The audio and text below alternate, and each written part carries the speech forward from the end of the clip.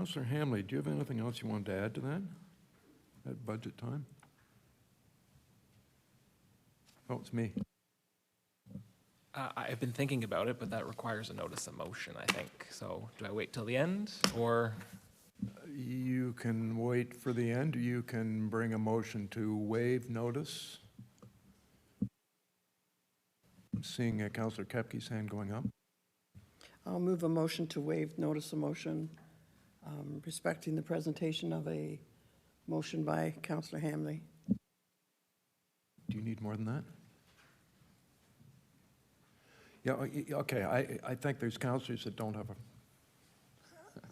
oops, I almost added a word in there, that don't have a clue what we're talking about here. So one of the things that's come up in discussion was that when we're looking at budget, we're looking at how tight the public is, that we would reconsider whether we would ever look at an increase for remuneration, and therefore do we need a remuneration committee if we're not going to accept what they're going to do after. So first of all comes a motion to waive notice, then would come a motion to reconsider that we need 2/3, then would come the motion to actually reconsider or to cancel the council remuneration review.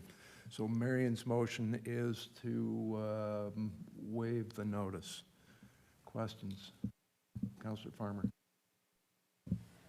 Through the mayor, I feel a little caught flat-footed in this. I think that that's a bigger discussion. I would certainly, off the top of my head, have lots of talking points for why at least asking the question would be important. Certainly North Bruce Peninsula, I know they had a councillor, a young councillor who was also a small business owner, who was very public in not running for council again after the last term, saying, I can't afford, as someone who's in this demographic, who's in this financial position, to participate in local government. And I don't know, sorry, so I'll bring that to the chair is motioning. Why are we doing this without a notice of motion when we haven't collectively had the time to, you know, think about or get the heads up about what could be a substantial change that would also impact the handful of people that volunteered to serve our community by serving on this committee? That's a good question, but if council is not going to go through, well, first of all, we're dealing with the we're dealing with the waiving of notice. So through the chair, the question is, what's the rush? Why would we need to waive this instead of getting a proper notice of motion and talking about this at our next meeting? Because it's budget time. Go ahead. Yeah, I think we've gone through a budget cycle. So for me, the reason that I wanted to bring it forward, we've just gone through a budget cycle. People have said that, you know, we're in some interesting economic times and things are dicey for people. We're leaders in our community, and if we're really going to start talking about giving ourselves raises, like, I don't think that that's appropriate, and I think we need to nip that in the butt. So again, we're talking about the waiving the notice of motion. I would just like to vote against waiving the notice of motion, or to note that I will vote against it. I understand that it's related to the budget and understand the concerns of budgetary increases in the community, but I think that we should be providing an opportunity for the public to come to the council chambers from a diverse array of background. They may be members that are have volunteered to sit in the committee. They may be just public members, but I would be more comfortable providing them the forum that we should to allow them to attend. But you wouldn't be providing a forum to them at any moment anyway. I'm not getting that one. Brock?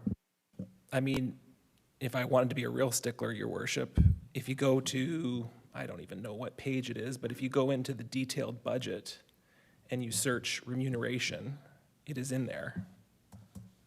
And when it's in an agenda item, I think it's free game. But I leave that to others.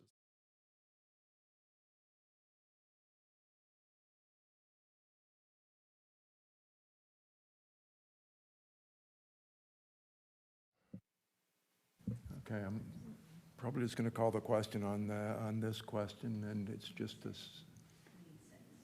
Need 6. We need 2/3. Okay.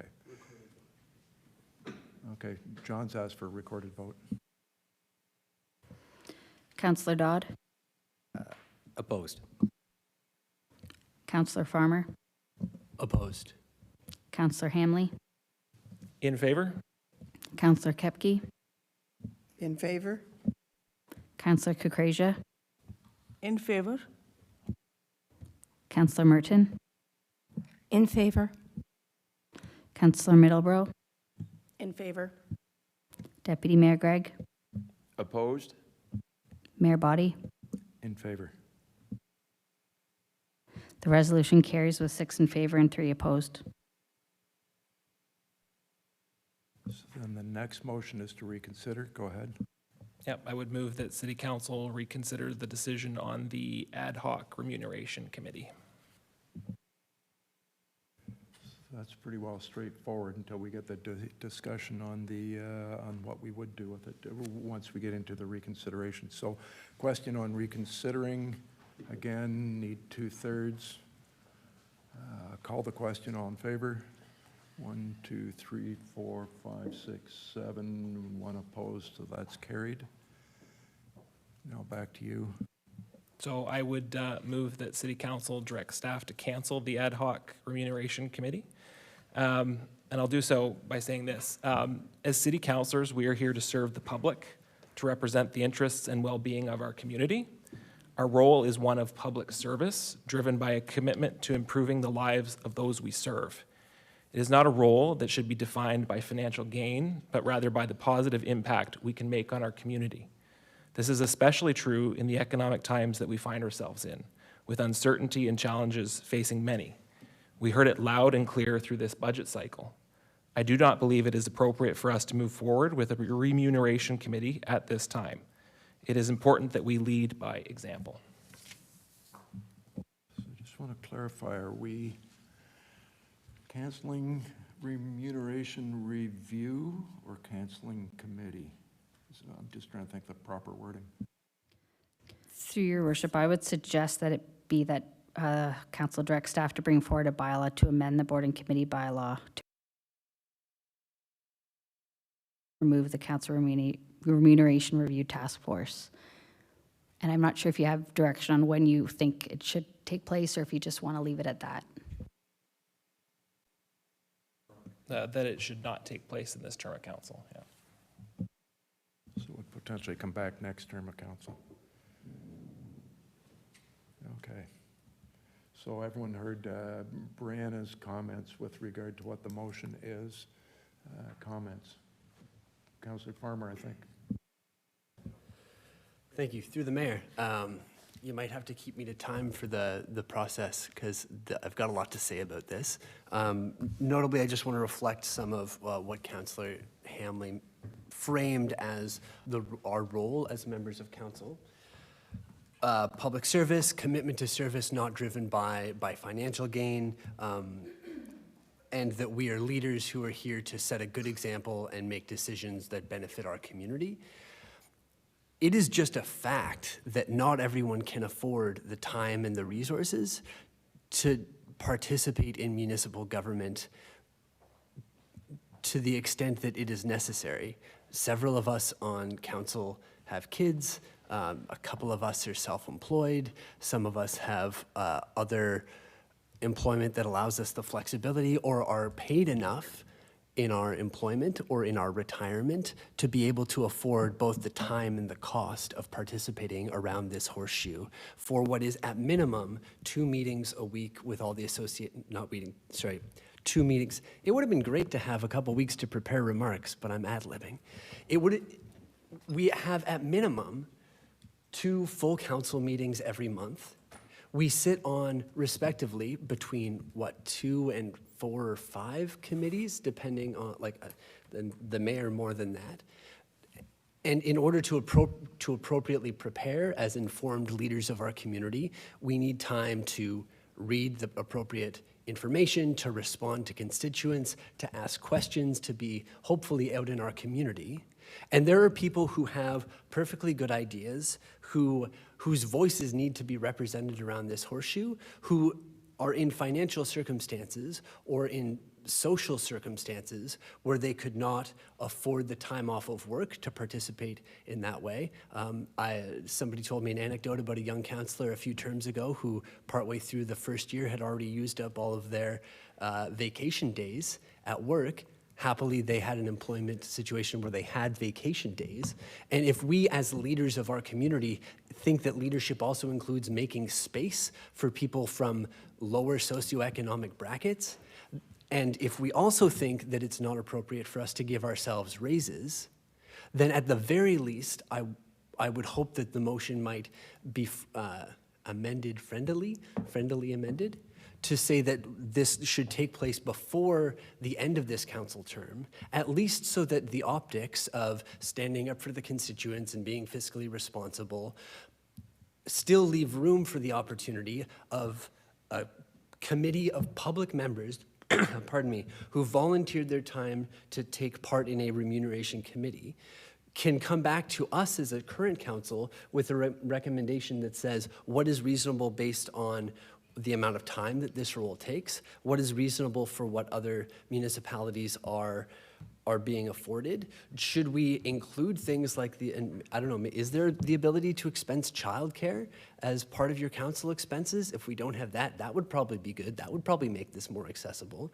But otherwise, if we freeze acknowledging that the same people who would be financially constrained and who might not consider adding their voice or participating as an elected official in the next election are going to be looking at what is the financial remuneration of this position. Because it comes with a pretty big cost from not being able to go to the dog park if people recognize you and want to talk about things, to having your grocery shopping with your kids when you're trying to do the shopping before hockey practice is done, your grocery shopping interrupted by someone who wants to yell at you for a decision that you made.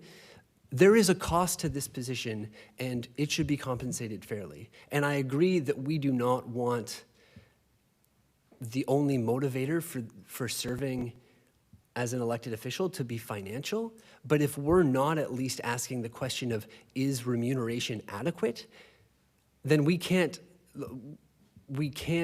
make sure that we are creating a circumstance in which we as leaders in the community doesn't mean we who have the financial means or the other social supports to sit around this horseshoe and be informed and engaged. It's just not, from my perspective, it's not leadership or responsible to say that you have to be rich in order to serve on council, rich or retired, or have enough of an income or other support in your household to be here. And I don't know what the right amount of money is. I was really hoping a remuneration committee would say that. I would totally be on board, again, friendly amendment if you'll take it, to have something take place before the next term of council so that we're not raising our own wages at a time of great fiscal tightening and inflation and all the other buzzwords that we're all more than well aware of. But if we're closing the door now, then we're also closing the door for the next term of council to have the possibility of being more representative. And that, for me, is not leadership. That is not responsible. And to preemptively say, I already know the answer to a question that hasn't been asked yet, is disingenuous, in my humble opinion. I will be voting against this very sudden motion. Thank you. Others? Scott? Well, I think we should just point out, I guess historically right now, council's remuneration is tied to non-union or senior leadership staff in terms of the COLA increase every year. So this motion is not flatlining the wages that are in place. I hate waiving notices of motion, but I have twice voted in favor of, I believe, reducing the size of council to 7. So I hope a few others still speak, because I'm on the fence here. I see benefits and merit in reducing to 7. I've supported it in the past. There can be a related increase in the wages if that were to occur. But I'm with Councillor Hamley and Councillor Kepke. I'm not here for the money, so. I don't think the number of counselors falls under the remuneration committee's mandate. It's what we get paid, a number of other things that's there. So if there's no other discussion, I'll maybe call the question. John's asking for a recorded vote.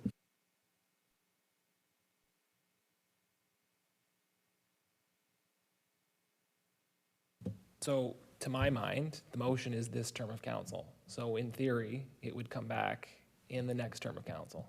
Anyway, is that not correct?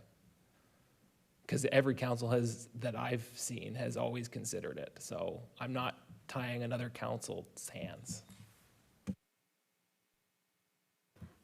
Through your worship, I can make sure that that is the motion, that it is for this term of council. Okay. Okay, so, it's recorded vote. It's over to you. Councillor Dodd, In favor. Councillor Farmer, Opposed? Councillor Hamley, In favor? Councillor Kepke, In favor? Councillor Kukrasia, In favor? Councillor Merton, In favor? Councillor Middlebrow, In favor? Deputy Mayor Gregg, Opposed? Mayor Body. In favor? The resolution carries with 7 in favor and 2 opposed.